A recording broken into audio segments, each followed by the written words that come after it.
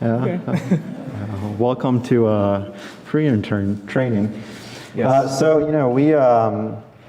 we put together this presentation, kind of the 10 most common calls that you'll get during intern year. It's not per se like the 10 most emergent calls you'll get, but it's probably the 10 most common pages you'll get when covering vascular and other general surgery, other surgical services too. So just to give you kind of a heads up on what to expect and the types of things to think about when getting those pages. Yeah, the first few nights or even days where you hold the pager and it goes off, you're gonna be pretty freaked out.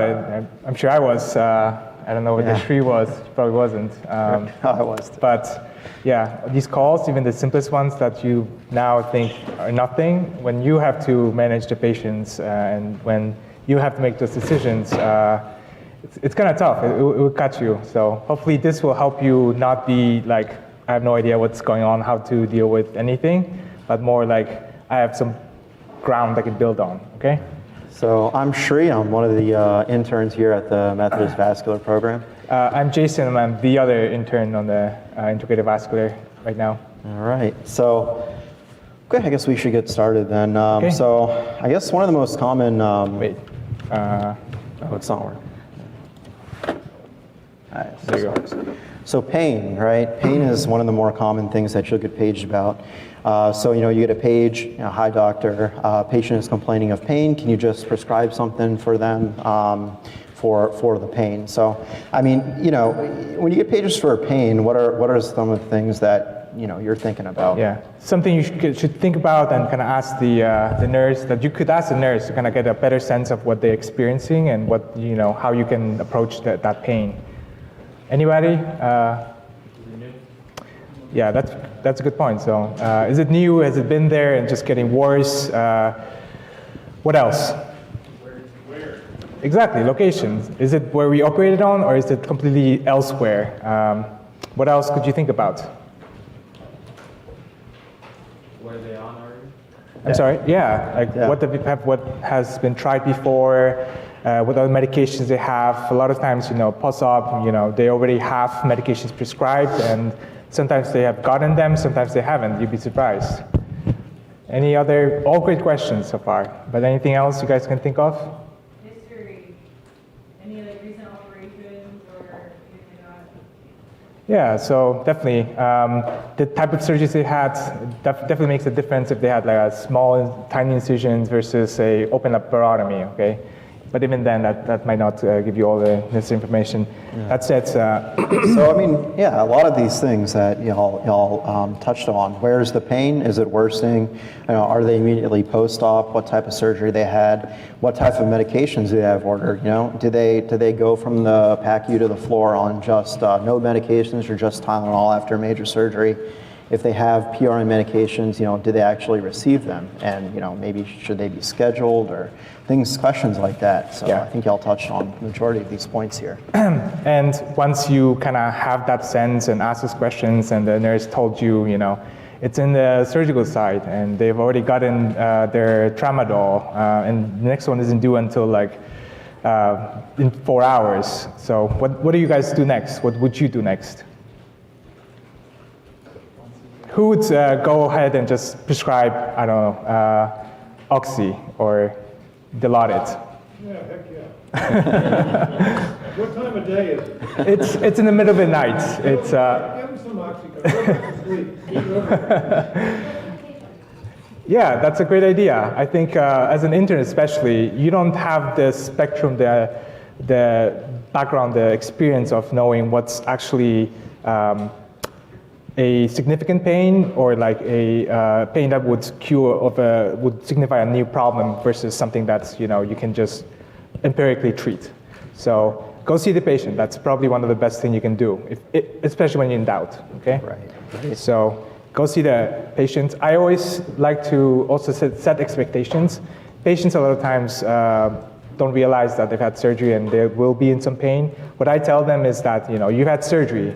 It's gonna hurt. That doesn't surprise us but our goal isn't to take away all the pain. Our goal is to control it, right? To the extent of allow them to sleep, eat, do their regular things, because the medications we use for pain are double-edged swords. So And especially, if they're a patient who has chronic back pain or some chronic pain issues and they've been on, opioids for a long period of time, they may not get, complete pain relief from what you prescribe them. So, setting expectations is, I think, important for the patient especially. So, and then, what type of classes of pain medications they're getting. So, opioids, NSAIDs, there's things like Robaxin, lidoderm patches. So kind of know what they're already on and what else you can kind of add to it to attack it from a different angle. So if they're already on like Tylenol and some NSAIDs maybe, then try to attack it from like giving them GABA. Maybe there's some neuropathic component of it, So that would definitely help, or at least lower it enough so they can sleep through the night, okay? And reassuring them that, pain is okay, that you've had surgery, sometimes that's the job too. You'd be surprised. Just simple things like that. And negotiate with patients. So kind of explain to them, this is what you can expect, and this is what I'm willing to give you for the time being, and how we go forward. Kind of give them a plan. Last thing you want to do is kind of tell them, then brush it off, and then they'll feel like they've been ignored. Kind of give them a plan that will help them, be more reassured. Right. Anything else? No, I think we can go on All right, too. next question. So you got another call from the nurse, and she's saying, hey doctor, this patient has potassium of 7. What do you guys want to do? Is it hemolyzed? I'm sorry? Is it hemolyzed or no? Yeah, so one of the first things you can think of, can I trust this lab, right? So if there's a concern that maybe it's hemolyzed, you can recheck it, right? Order it again. You reorder it, it comes back 6.9. What's next? Yeah. Yeah, great point. So first you want to think about what might be going on, right? First and foremost, I would say, are they symptomatic actually?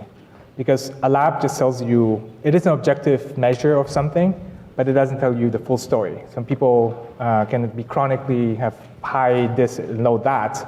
It doesn't tell you everything, okay? So one thing you can ask them is, do they have any symptoms, right? Right. Especially for high glucose or low glucose, right? Or low and high hemoglobin.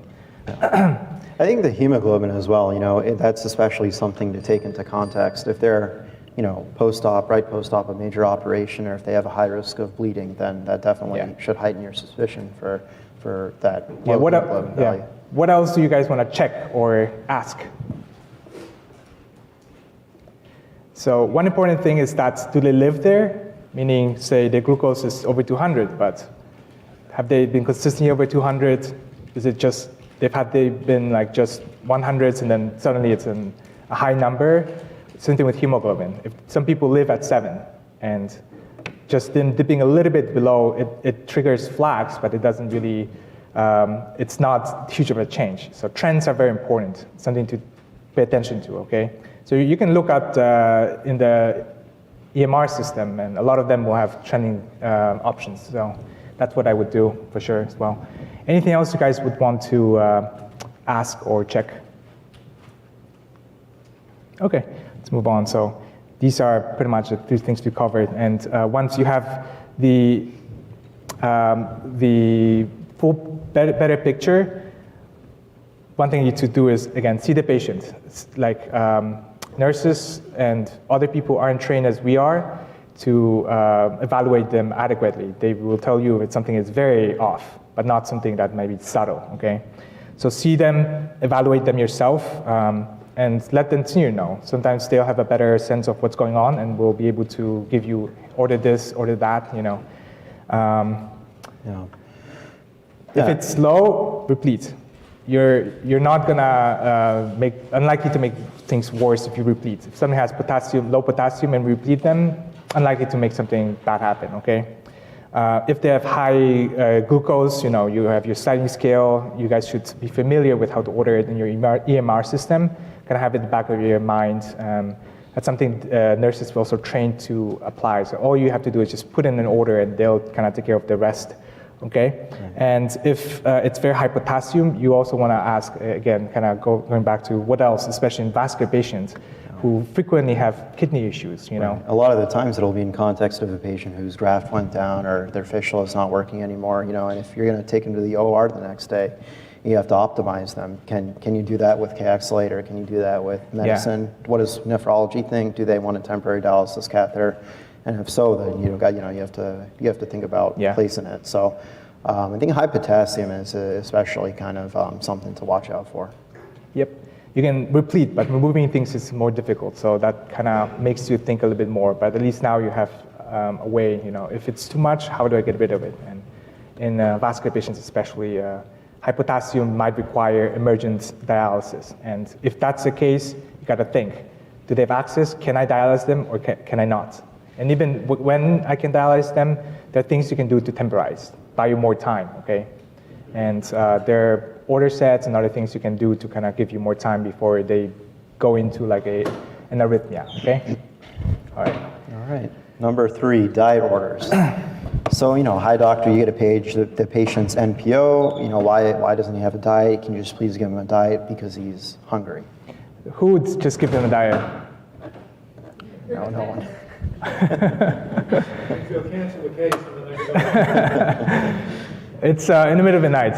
These are scenarios where you're going to be more thin-staffed. You're probably going to be the only person on the floor on service that you know, is getting these calls. So kind of that setup. You can still apply these lessons and these approaches for when you're during the day when you're just holding on to the pager or the phone. Okay, but let's pretend this is the middle of the night. Let's make it more specific. Okay. So no one would. That's actually a good first approach. Don't give them a diet right away. But you also, do you want to keep your patient hungry and, you know, upset all day? So how else could you be able to kind of determine maybe it's okay to feed them?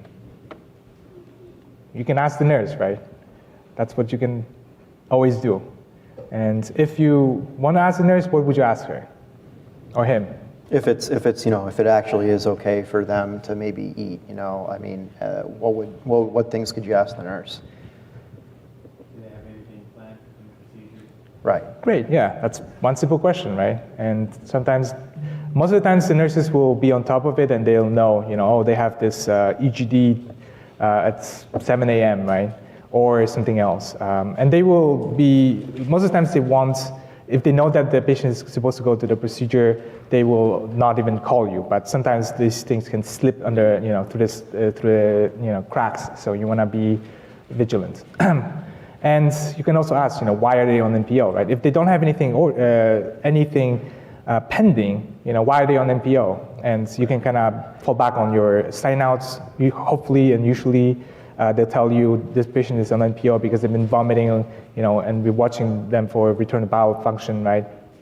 Or something else. Yeah. A lot of times if they're post-op, you know, the post-op order sets and a lot of EMRs, it's just easy to forget to give a diet. So that's another you know, thing to have in mind. Yeah. More often than not, it's just because someone forgot to give them a diet.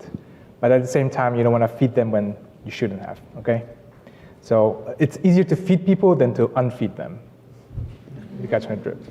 Yeah. So it's okay to kind of delay it a little bit, but at the same time, you know, patients are people, right? They're hungry and they're sick, so you want to make them comfortable as much as possible. So the questions that we ask pretty much.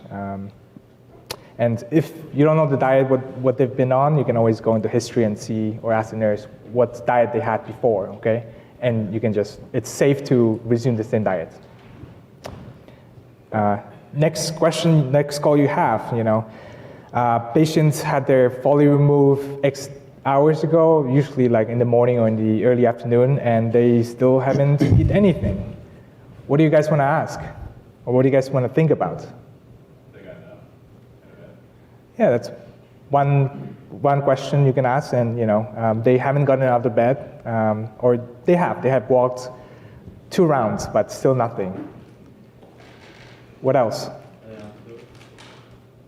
Are they on fluids? Yeah, you can always ask about the fluid, you know, status, and maybe they've waited for surgery for 5 hours and they haven't been on any fluids and they're just dry, and that's why they're not making urine, right? You gotta think about, you know, the reasoning behind it. Why? So there's a whole approach to you know, working it up. But the simplest thing you can do and think about is, are they making urine, or are they just not being able to, are they making urine, or are they just not able to void that urine, okay? One very simple distinction. And through your question, you can kind of gauge it. So if they're dry, they're not making urine potentially, okay? Or, what else do you guys want to check or ask? You got to speak a bit louder, I can really. If they have pain, pubic pain, like Yeah. Discomfort, exactly. Is it symptomatic? Is it, can cue? Maybe they're not unable to. So a few other things I would consider is, for example, are they a male, older male especially? BPH comes to mind, right? That would cue me more towards, obstruction, unable to actually void, versus, someone who's younger, who's supposed to be, who shouldn't have an issue with voiding, okay? And a lot of the times the nurses will do bladder scans before they call you as well. Yeah, So that's an important. but if they haven't, you should tell them, hey, have you bladder scanned them? Because that, Bladder scan. it's basically an ultrasound study that they can do at the bedside to actually image the whole bladder and actually scan for the volume and get an estimate of how much urine is in the bladder. And it's actually pretty reliable. If they are making urine, your bladder scan shows too much urine, but they aren't able to void, that cues you to one specific, direction to work them up or help them versus another, okay? Right. Any other questions? No. Yeah, so here are some of the things I would consider, So bladder scan, do they actually want to pee? Some people don't even have the urge to pee, even though they have, a liter of urine in their bladder. You'd be surprised. Have they walked? Great question. Demographics, again, being male and being older might make it more difficult to void. When was the surgery, if they just had surgery, versus it was like in the morning, and how much fluid they got, and INO is very important, again, ties down to whether are they dry or are they not, and what was the last creatinine, and that actually goes into a little bit of a bigger picture, if they are already having kidney issues, you want to address that earlier rather than later, okay? And for urinary retention, Right. I mean, say if it's straightforward urinary retention, they're post-op, they have 600 milliliters in their bladder. Your next step is usually, kind of thinking about a straight cath to kind of relieve that pressure from the bladder. And then after a certain point, you would usually 6 hours, you'd bladder scan them again and consider then if they still haven't urinated to place a Foley. Yeah, so the reason why we want to decompress the bladder is because, during the surgery, that accumulated and stretch out the bladder. And, bladder has muscles, right? And I'm not going to go into too much, weeds of Sterling curve and whatnot, but basically any muscle that's overstretched cannot contract very effectively. So you want to help it a little bit by decompressing it first, getting it to the right length. And after that, a lot of times, the bladder will be fine again and will be able to contract effectively to void. Another thing you can do is just give them bolus. If they don't have any kidney issues, which kind of rare in not rare, super rare, but can be rare in vascular patients, or if they have any heart issues, a trial of bolus might do the trick. They might just be dry. Again, surgery, fluid shifts, they don't have a lot of kidney perfusion, and that might just be enough, giving them some volume to increase the perfusion to the kidneys, okay? And last but not least, Flomax, especially if they're older male, having BPH, even a little bit larger prostate, that might not allow them to pee effectively. So A lot of the times they'll actually be taking Flomax at home, but no one's put it on at the hospital. Yeah. So one thing to keep in mind is that Flomax doesn't work right away. It doesn't kick in and you give them and they pee immediately. It takes time, so you might have to combine a few things, actually have straight cath them and give them another trial. One more thing I would consider is that have they had this issue before, meaning that this is a repeat thing, that we already removed that Foley and they failed, we put in that Foley again, give them more time, and then now are we taking it second time, okay? Versus this is the first time happening, during this hospitalization. Because if they had it happen before, you're less likely to be successful with just straight cathing. So going back to Foley is probably reasonable, and kind of have to maybe consult urology for better plan for the next night instead of having you deal with it in the middle of the night. Okay. Right. Who puts the Foley in? I'm sorry. Who puts the Foley catheter in? Usually the nurses put it. We just put the order in. Okay, but then she can't get it in. How many of you put the Foley catheter?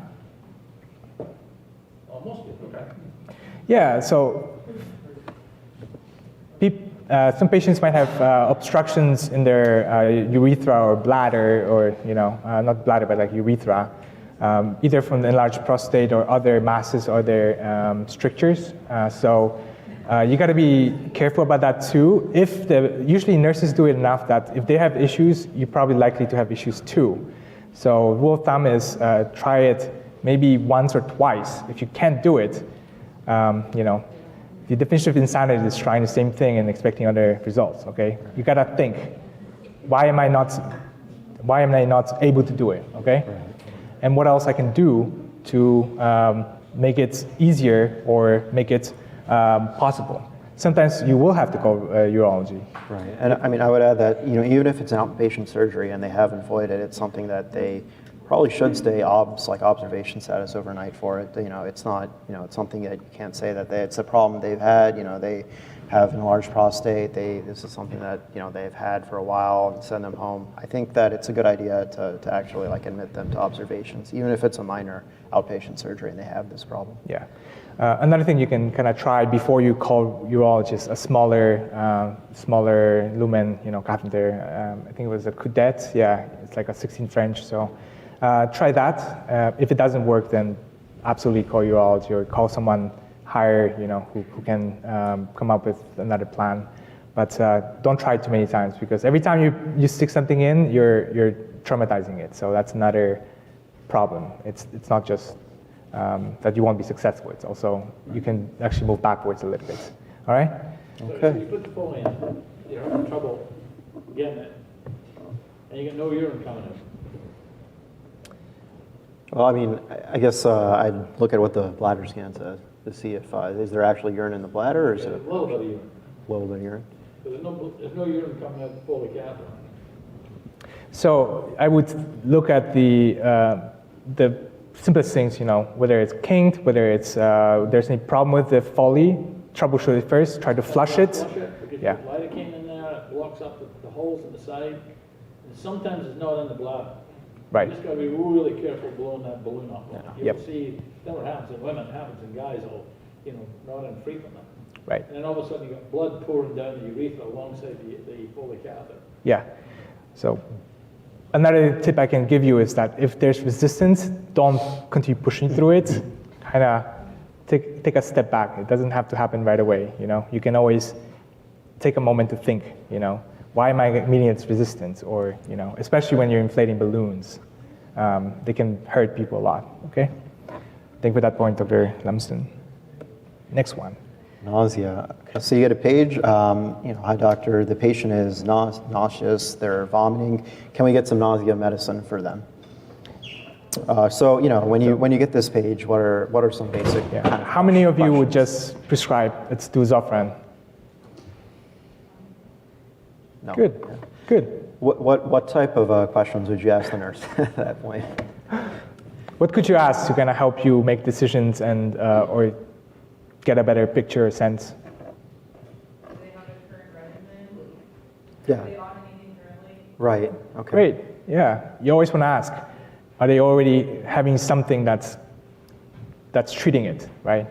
Because there's a difference between failing the medical therapy currently versus having untreated, unmanaged problem. Right. What else? Last bowel movement? Sorry. Last bowel movement? Oh, last bowel movement. Yeah, great. So have they been moving? A lot of times this phone call will occur after they've had surgery, not necessarily abdominal surgery, but after surgery. So, but yeah, last bowel movement. And I guess I touched on that, like when was the surgery, or what kind of surgery they've had. Right. If they had bowel manipulation, you kind of expect or anticipate, you should anticipate that, they will have some issues with bowel not functioning and things moving backwards, okay? What else do you want to ask? You guys should think simple, you guys are going to be surgeons. How much? Exactly. How much? What's the color? Is it blood? Right? Very important. It's very simple things, very simple questions, but can give you a lot of information, right? Is it bilious? Right? Right. Things like that. Anything else you have to ask?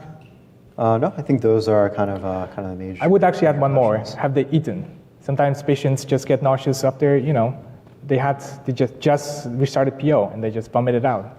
And not necessarily you want to ignore it, but that might be something as simple as, they're not tolerating it at the time, okay? So, all right, let's, Narcotics are taken. and narcotics, that's absolutely very important as well. They can cause that nausea as well. So, Yeah, I think we discussed a lot of this. Yeah, have they vomited? What's the quality of the vomiting? Do they just, were they just switched from, clears to a regular diet and now they're vomiting? Do they have surgery a few hours ago? And yeah, are they having bowel movements? Are they past inflatus, moving their GI tract? All things to keep in mind. yeah. And so they've had surgery, but not abdominal surgery. They're vomiting. They haven't had anything to eat, but they're just very nauseous and maybe vomited like small amount of clear liquid. What can you do? What do you guys want to do? And the bowels haven't woken up yet. It's just too soon after surgery.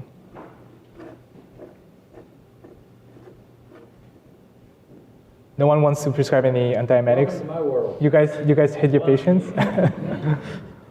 So it's actually fairly safe to, if they've not had any medications, probably someone forgot to give them. So it's actually fairly safe to kind of try empirically treat that. A lot of times, all you need to do is just prescribe like even a PO Zofran will do the trick, and they'll be fine. Okay. Yeah. Zofran, you can give PO if they're vomiting a lot, especially, and they can't tolerate PO. They're IV. You can try other antiemetics like Phenergan, metoclopramide, and you can try, if they've been on one, you can try another. It does add up, like they have additive properties. So, and if they're vomiting, especially a lot, or if there's concerning vomit, you want to see the patient. Okay. And of course, do your due diligence, examine the belly. Check whether it's distended, whether it's tender, like what's going on, you want to know that. And if they can't control their vomit, especially, they're losing a lot, one, it's very uncomfortable, and two is that, it might affect their breathing, it might affect their other things. NG tube might be a helpful tool to give you more time to let the bowels kind of wake up, okay? Decompress and help them, recover from the trauma they've had after surgery, basically. All right.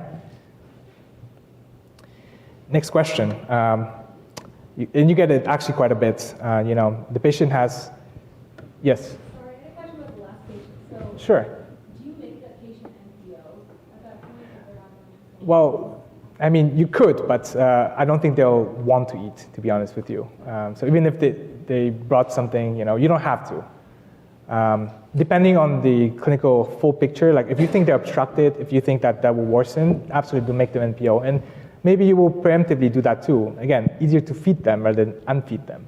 So no harm, no foul if you just make them NPO and reverse it in 2 hours, right? Versus the other way when you give them more food and they, vomit it and potentially risk, other things. But does that answer your question? Yeah. Great, awesome. So next scenario is that, patient has a super high blood pressure. Can I get some meds, right? Nurses are trained pretty much, treat the number. But you're not a nurse, so who would be comfortable just to, let's do some meds. Let's do some IV meds. Yeah. For hypertension, kind of who would just give some medicine right off the bat? And Okay. what like if it's hypertension, what questions would you ask like when they paid you? Right, pain. Great. What else?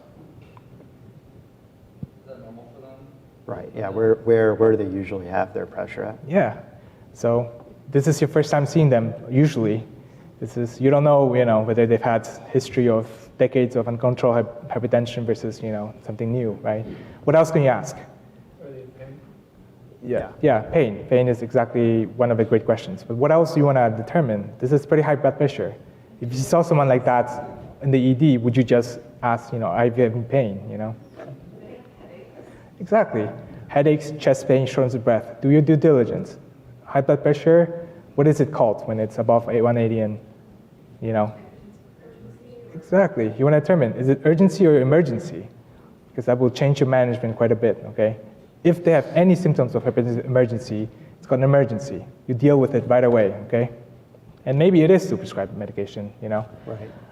What if it's the other end? You know, what if they have low blood pressure? What kind of questions would you ask, and what type of context would you kind of take the question in? Yeah. What do you mean by that? Like, are they like maintaining well? I guess like they're talking and. Great. Are they with it, pretty much? Yeah, great. What else do you want to ask? Exactly. So hypotension with tachycardia, you know, kind of gives you a good sense. So what else? Exactly. Awesome. Think simple. Think like a surgeon, okay? What can I determine, you know, through numbers or clinical objective things, you know, to help me determine, do I have to deal with it now, or, you know, how I deal with it now? So yeah, volume, right? Sometimes they're dry, sometimes they're under resuscitated, right? And that will come with other signs and symptoms, right? So you definitely want to ask these questions. Anything else you guys want to ask? So a few other things that can guide you, you know, EBL, how much they've lost. You can look it up. How much did they got, right? Ins and out, right? Will tell you, are they dry, under resuscitated versus something else, right? History, right? That's something you should already kind of know, but you can also check. Are they having heart issues, you know, other types of issues that you have to keep in mind or that you should address, okay? Right. So definitely, you know, chart check and look at their vitals quickly, seeing when their last hemoglobin was drawn. Things like that, I guess, would be okay. pretty important. And then we move to the, so here are some of that. You also, since this is surgery, right? Patients have had their operation, right? So you want to also think ahead. So what's their hemoglobin, right? If it's someone you're concerned that is bleeding, you know, how much bleeding can they survive more bleeding, right? So if the hemoglobin is already pretty low or is lowish, you want to keep that in mind, okay? Some patients have, a lot of patients will have dialysis, and you know, they will get hypertensive with dialysis. It's pretty draining, okay? And also urine output gives you a great sense of how much the kidneys are perfused. And kidneys are very, very sensitive to pressure, to perfusion, okay? You'll get us. Maybe one of the patients in urine, it's a guy, and his blood pressure is 210. So I would call it a hypertensive emergency until I prove it otherwise. Yeah, probably got acute retention. It was one of the most painful things you'd ever Oh, get. you can have that, but He's in pain and he's writhing around the bed. You cure that one by putting a Foley catheter in. yeah, it's a great point. So yeah, you would, again, all these questions are great. That gives you at least some sense of the simplest things you can address. So pain with high blood pressure, not unexpected. My pressure would probably hit at least 180 if I were in pain, okay? Okay, next one. Oh, and the way you manage it is you see the patient, right? Especially if it's urgent or when you're in doubt. Any of the hypertensive emergency, or if you have any concerns about bleeding or other problems that need to be addressed, you have to see them, okay? And then the solutions are as simple as restarting their home meds if they have been chronically on it. And you can have, you can fairly safely order some of the PRN IV antihypertensive, especially in the hypertensive urgency emergency cases. So labetalol or your hydralazine, okay? They don't last in the system very long, so it's fairly okay to give them a dose and then see the response, or at least it will buy you some time for more management, okay? For hypotension? Yeah, I mean, I think understanding the acuity is important. You know, if it's a huge, massive drop in hemoglobin, obviously that's going to be a lot different than a slow trending down of the hypertension. If it is, you know, a fairly substantial drop in your hemoglobin and they're hypertensive and kind of in the 70s, then yeah, I would first of all let your senior know about that, and then do they need some sort of CT imaging? Are they actively bleeding from somewhere? So let's make it simpler for you. Are they bleeding or are they not bleeding? Right. let's make it like that. If you're unsure, what do I do to figure out whether they're bleeding or not, right? Your exam, your vitals, two of the simplest things. But sometimes you need something more sophisticated, like a CT, right? And once you know if they're bleeding, that can kind of dictate your management. But I think from surgical standpoint, for hypotension, the approach is actually fairly simple. You should determine, are they bleeding or are they not? And then if they're not bleeding, what else can cause that? Okay?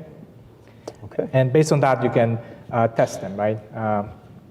Usually a bolus of fluid will up it up. If it ups it up, it's helpful it will show you, they're probably under-resuscitated, right? There are other maneuvers that you can do to check their volume status. Not going to too much detail right here, but you can try those as well, aside from the bolus, okay? If their hemoglobin is already low and you want to, you should think ahead and maybe order like type-in screen or type-in cross to kind of have blood on hand before you actually really need it, okay? And your other workup for hypertension you can absolutely do or start or at least consider and discuss with the senior, okay? Even seeing the patient, like if they're profoundly volume under-resuscitated, they'll be kind of sweating, diaphoretic, they'll be clammy, they'll be pale, so those signs too can kind of clue you in to, if they're just need volume. So let's deal with one specific scenario. I guarantee you're going to see this in your first 6 months. We put an iliac stent on the first case. Patient's in recovery. They call us. The fellow and I are both scrubbed. We can't go see the patient. You're called to go and see the patient. So this is a patient who had an iliac stent and is now hypertensive in recovery room. What are we going to do? So I would see the patient first, look at the vitals. Are they, Vitals are 70 over 40, tachycardic. Mm-hmm. Look at the area. Do they have a huge hematoma building up there? Yeah, you're going to look at the groin. First thing you're going to do is look at where by and large, as a general rule, hypertension in recovery room is directly related to something you did in the operating room until proven otherwise, okay? You assume it's related to something that you did until you rule it out. And so first thing you do, of course, pull that drape back and, there's either a big hematoma, a little bit of hematoma, or no hematoma. And so now you got a big-ass hematoma. Yeah. So if it's a huge hematoma, then hold pressure, and then they need a... Same thing as we said earlier this morning, hold pressure. And hold pressure and tell the nurse to... Call the attending. Call for help, okay? Because these things can go to hell in a handbasket very, very rapidly. Okay, there is no groin hematoma. Okay. Yeah, but the patient's complaining of right lower quadrant pain. Be retro. Was not there beforehand. Yeah, it could be a retroperitoneal hematoma from the stick or from the... So the groin exam may be plumb normal, okay? And that's the mistake a lot of people make, is that you can put your entire blood volume in your retroperitoneum, and just because the access point looks normal, you can't assume it's not related to that. It may be there's a high puncture, or it may be you've ruptured the iliac artery, or something like that. And so these are the common... The groin puncture thing, relatively common. Retroperitoneal hematoma, not that common, but probably more life-threatening. Yeah. All right. Next problem.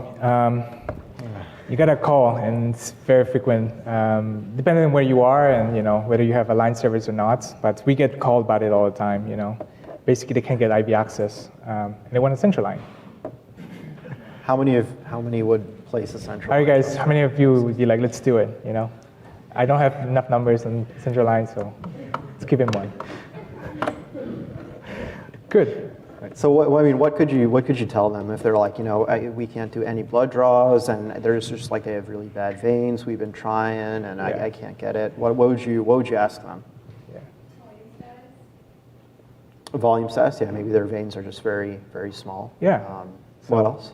Or collapse because they're just don't have enough volume, in them. Great question. What else? So, Yeah. Excellent. Yeah. Have you tried enough? Have you had people who actually are really good at it try it? What else? They used a vein finder or ultrasound. Exactly. Some nurses are used to do by palpation, and that's all they learn. That's all they know. So ultrasound is a great help. You can see the veins, and a lot of times you can guide the needle to the vein, and something you will learn to do as well. So they should know how to do it, but a lot of times they will not use it, okay? What else? Right. Excellent. Yeah. Yeah. Do they need an IV? Yeah, are those labs that are critical, or are they labs that, can wait, or maybe don't even need labs, which, you'll save them a stick, okay? Great. And you can also do it yourself. You can see the patient, examine the veins yourself, and see if they have any options. And that would be another good option, okay? And for that, Before we get to that, how many central lines did you guys have put in this year? 65 or so. 65? That include dialysis catheters? yeah, The bulk I of haven't, them. not all, but probably like at least 70, I'd say. Yeah, okay, so this is pretty common. How many complications you had? One. One. What was I that? have 0. She, I guess, she was a patient with triple vessel disease, and Yeah. during the line she coded. Okay. Okay, and the code was, what do you think it was from? I think that it could be pulm related, that she just maybe flash pulmonary edema. She was just kind of Is it- right before she coded, she was gasping for breath, and I had her lying kind of a little bit flatter, so. Yeah, so you're going to be involved in these scenarios. Things are going to go wrong. You're not putting a central line in a healthy patient. You're by and large being called to put them in an unhealthy patient, and things happen with them. Jason, did you get off scot-free with complications this year? So I had one that coded during, And the but reason this is important is because they have to put an attending's name on this. So one of us is responsible for every one of these things that they do because we have to sign off on them. So nobody's real happy when the first time you hear about it is the patient's arrested, to be honest with you. she didn't lose pulses, so she kind of was in bad shape, but she was hypoglycemic, so that's the reason why, I had to abort the procedure. So one important thing about lines, which I hope you take home with you, if it gets dangerous, just probably better to just abort it, Right.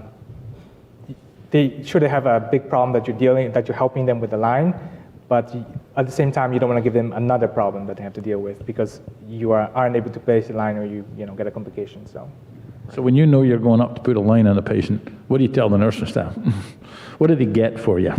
Sorry. In terms of like supplies? Yeah. Yeah, I tell them to get the ultrasound ready, kind of an ultrasound by bedside, talk to them about the family, about what's about to happen. Who gets consent? So I talk to the person or the family member myself before. they Same sign. here.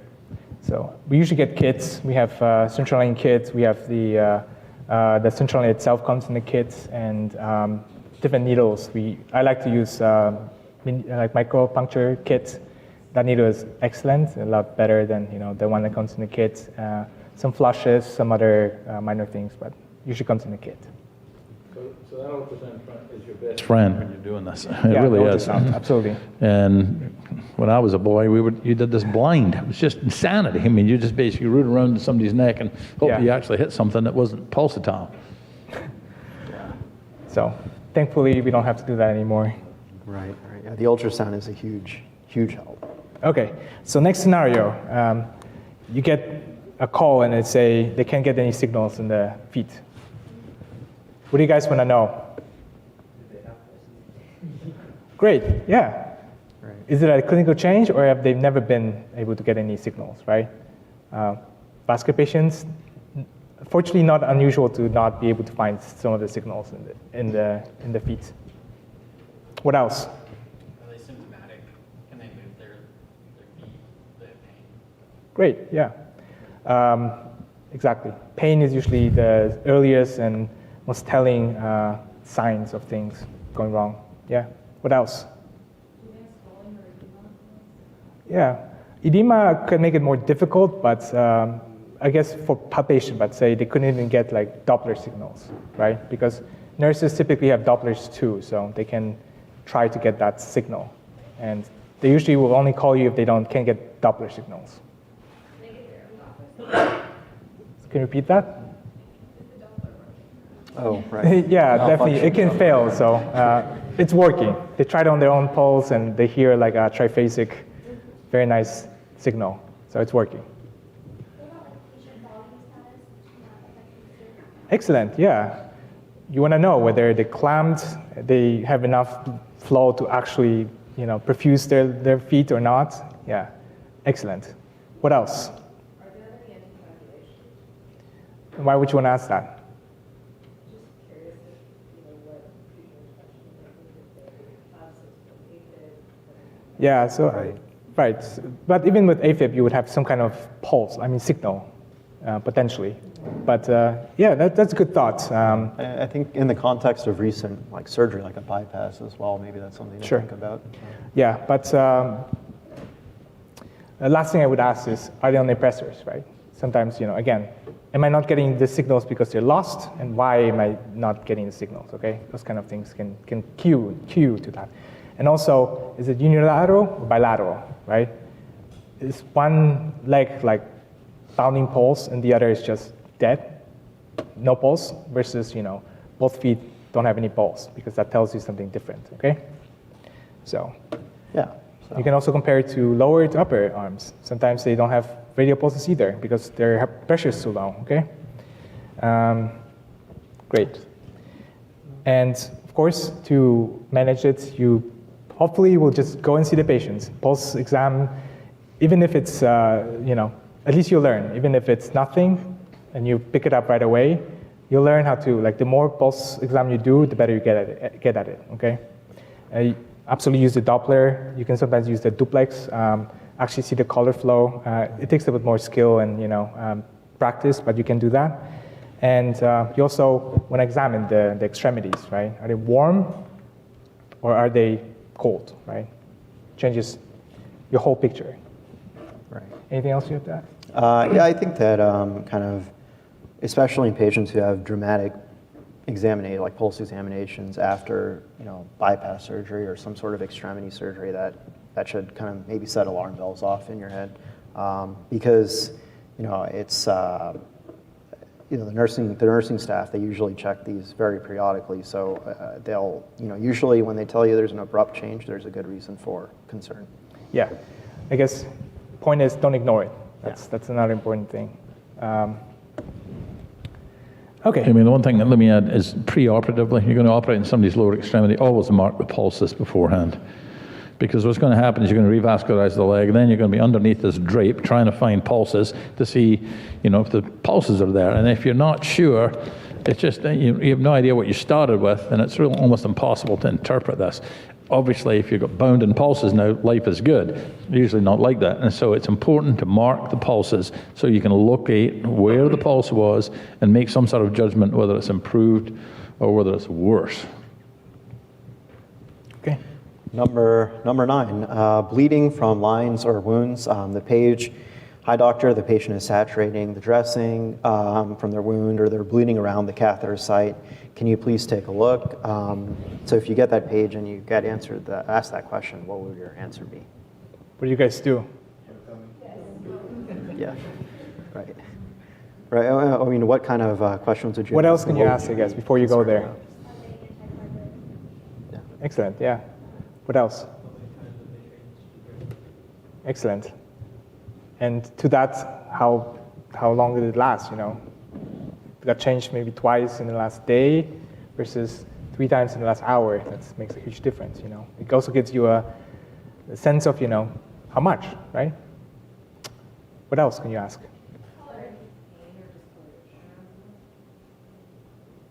I'm sorry, I couldn't hear you. Is there any pain or discoloration? Yeah. Usually that would also be telling, whether it's a more urgent problem, and kind of can let you anticipate and prepare before you actually go to the bedside, okay? What else? Right. Yeah. What are their vitals like? Yeah. How have they been? Yeah. Great, all great questions. You guys stick to that. So hemoglobin, vitals, when was the wound to? That's another thing we kind of forgot to mention, but very important, Is that a wound that was created, is that an incision that was created 3 days ago and just rebled versus a recent surgery where, you have some spotting on the dressing, okay? Great, and what did you guys do? You go and see the patient, that's great. Always a good answer, okay? What do you guys could think ahead, because aside from direct pressure, which you can do, what else can you guys prepare when you're on the way or before you get there? Bring supplies, Yeah, and what kind of supplies do you want to bring? gauze, Excellent. What else? A-strap, Yeah. But start thinking more of it as a vascular surgeon. How about that? That's nurses will do that a lot of times. You know, they bring and change it. Sutures, excellent. Yeah, and there are lots and lots of products that are designed to stop bleeding.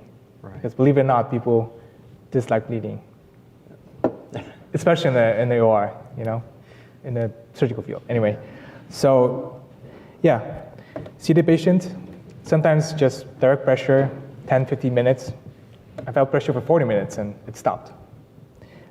Pressure dressing, some things you guys already mentioned, you know. Good pressure dressing will at least temporize it, give you some time. You can also use Surgicel. Many, many times it's just a small little annoying vein that keeps bleeding at the skin. And all you need to do is just use one silver nitrate. You guys know what silver nitrate is, right?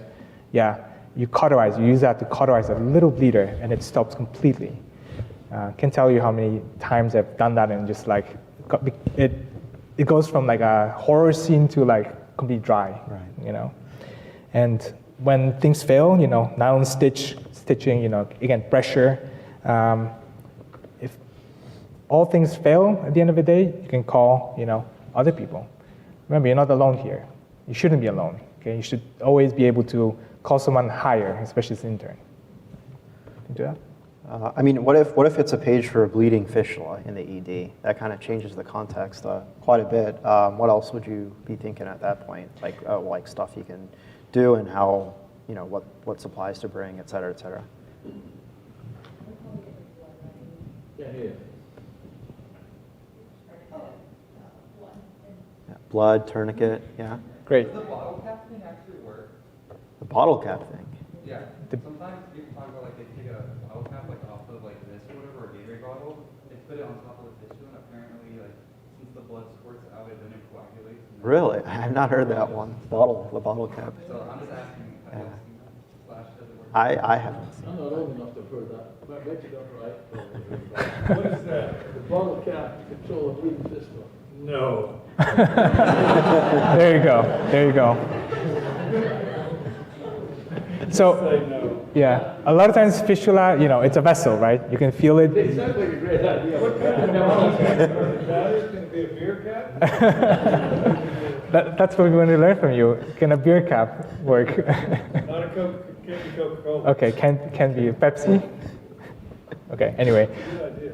So fistulas are a little bit separate because you guys might know it's a very high flow system. Patients can literally sanguinate in minutes. So one thing you want to be is just go there, okay? And direct pressure. Direct pressure. Yeah, direct pressure at the hole, at where it's bleeding. Usually squirting or spraying blood, okay? Direct pressure. And then you have more time to think. And then you ask for your tourniquets, your other things, right? And you try to close that hole, ideally. So Sri has actually more experience in that than I, so. Yeah, I mean, I would say, yeah, definitely bring the right stuff. Bring a tourniquet, bring stitches, be ready to hold pressure, Yeah. be ready to, you know, a lot of the times patients need to go to the OR immediately, so think about calling the OR, letting them know, Yeah. getting the products ready. Massive transfusion protocol, you might want to activate that, you know.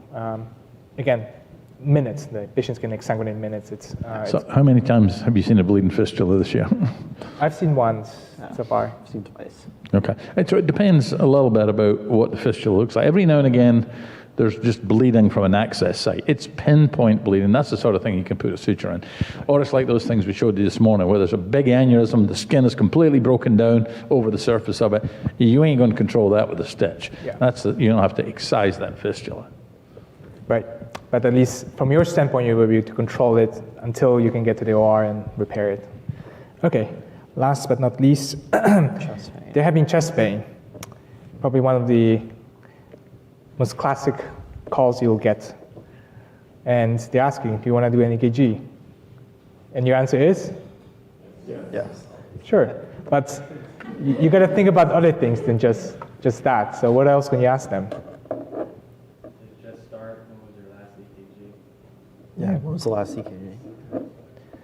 Right. What else? Describe it a little bit more, like is it oppositional, things that. Right. External radiation. Yeah. Where is it in chest? Right. Chest is still pretty big. Yeah. What else would you order while you're ordering the EKG? X-ray, great. What else would you look at? Okay. Vitals, exactly. Look at vitals. It tells you so much. It doesn't take very long to check. Yeah. What else? What else you guys want to check, order, think about? Aspirin. Sorry, I couldn't hear. I said you could think about just giving aspirin, like, in case they're having them. Would you just give them aspirin without seeing them at all? No, I use those things. So it probably wouldn't hurt that much, but at the same time, it would delay your thing. So aspirin is not highest yield, I would call it. It probably wouldn't be a bad thing necessarily, okay? But yeah, few things, vitals, symptoms, of course, shortness of breath, and nausea, vomiting, headaches, edema. Those things can cue towards, more systemic things you need to work up. Heart is, of course, the primary cause, or at least the most concerning causes. But there are other causes that you, as a vascular surgeon, should keep in your head. Okay, so what else can cause chest pain with inspiration, with swollen legs? There you go. Yeah, don't miss that. It's probably one of the things that it's fairly easy to miss if you don't work up, especially. And other things such as, whether they've been transferred just from PACU or other, significant things. EBL in the surgery can cue you towards, your diagnostics and work up. Anything like that? Yep. All right. And how would you manage it? I mean, you guys ordering EKG, chest X-ray, great. Troponins, BMP, right? Look at their feet. They're swollen. Maybe it's PE, right? You want to do a DVT study. You can also order a CTPE. PE, unfortunately, is the only good way to diagnose it is a CTPE. Okay. Anything else you guys want to do in the meantime? Yep. So, if you were going to be in the chest X-ray, maybe is concerning for that. When would you start like heparin? When would you want to wait to actually confirm the PE? You tell me. I think if they're not contraindicated, So I would actually want to confirm it first, because anticoagulation is a bit tricky. It's a very double-edged sword, I guess again goes back to your overall picture. Sometimes you could justify starting the anticoagulation, but at the same time, PE will not. If they look like completely unstable and you're really suspecting PE, probably a good thing to start to kind of prevent the progression. But if they're still just shortness of breath, they're still starting maybe like 92% on just 5 liters of non-rebreather, you have time. You don't have to like rush everything, okay? Another thing you could kind of develop is that sense, is it something I need to deal with now, and what's the trade-off, If they're gonna drop dead next half an hour before my CT comes back, you do want to do something before that, of course. But if you have time, if they're stable-ish, you can delay it. Okay. I don't know whether. I have a question. So you guys have just finished your first, or about to finish your first year, possibly. Yes, sir. Possibly. That's a good. What would you think? What were your individual greatest failures on call? Give us a good example of, man, I wish I hadn't given that benzodiazepine at 4 a.m. for that anxious patient that turned out to be hypoxic. Give us some practical experience of something you wouldn't do again if you had to do it over. Yeah. So I think recognizing that your experience is very limited at this point, at this time of the training, and seeing patients more than less, that's what I would change. I would probably see a lot of my patients, even though there wasn't a bad outcome, I think the decision was wrong anyway. because it could have been a bad outcome. It could have been a bad thing. So seeing your patients as an intern is probably a lot better than not seeing them. Okay. So that's one thing I would definitely change if I had to redo it again. Thankfully, I don't. I guess that, like, if I had to pick like one event, it would be that line on the patient that coded, because they were, they were almost on their way to the ICU. So I think it would have been smarter just to wait to put in the line, or wait till they're in ICU. So that's kind of one of the bigger regrets. You'll never get better as a surgeon if you don't recognize your missteps. That's what differentiates people who get better all the time from people who stagnate. And being able to see what's happened and learn from it and make decisions that change that in the future is what will make you better surgeons. You're all going to step in dog do in the next 12 months. And that's what this is about. And being able to recognize it and not step in the same dog do twice is at least your gold. And I thought that was fantastic presentations and very practical and really well done. Yep.